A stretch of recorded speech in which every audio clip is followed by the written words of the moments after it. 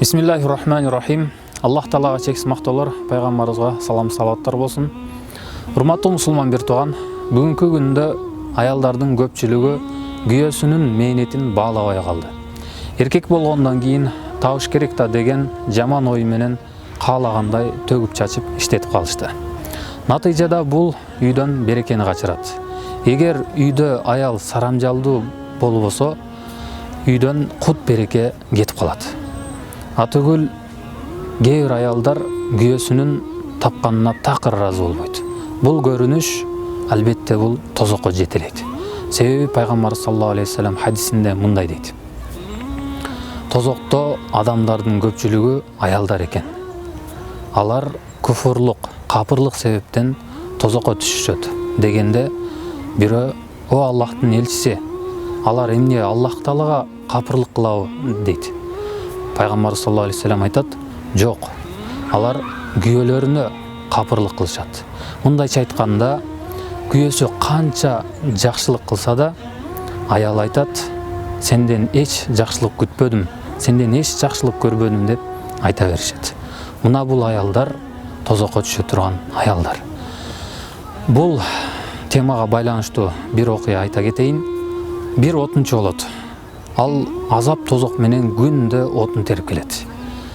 Аялы ал терип келген отунду үнөмдөбөстөн каалашынча төгүп чачып, жада калса ашканын кошуналарына берип жиберет. Бул көрүнүш күндө кайталанат. Акыры күйөөсү бир күнү тажайт. Күйөөсү бир күнү өзү менен кошо аялын жазалоо, тарбиялоо максатында отунга кошо алып чыгат. Тоого чыгышат. Ал тоого өтөт, бул тоого өтөт. Отунду бирден терип, акыры эки боо топтошот. Мына ошентип күйөөсүнүн кадырына жетет. Кара терге батып, акыры үйүнө жетет. Күндөгүдөн ашыкча бир боо отун келет. Аны көргөн кошуналары дароо эле жетип келет. "Мага отунуңан берип турчу" деп. Ал аял айтат: "Мен бул отундарды азап тозок менен кыйналып тердим. Буну сага бере албайм." Күйөөсүн терген отунун сурайт. "Мен ал отунду да күйөөмдөн сурамайынча бере албайм. Кечиресиңер" деп коет. Мындай күндө кайталанган абал бүгүн эле башкача болуп калган кошуналары таң калып эле үйлөрүнө кайтып жөнөшөт.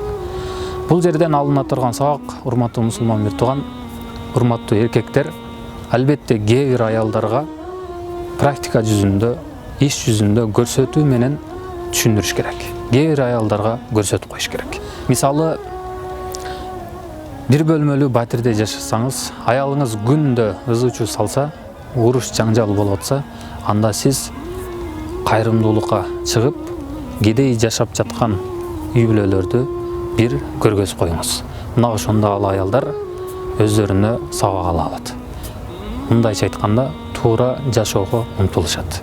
Урматтуу эже карындаштар, күйөөңүздөрдүн тапканына канаат кылып шүгүр кылыңыздар. Ассаламу алейкум ва рахматуллахи ва баракатух.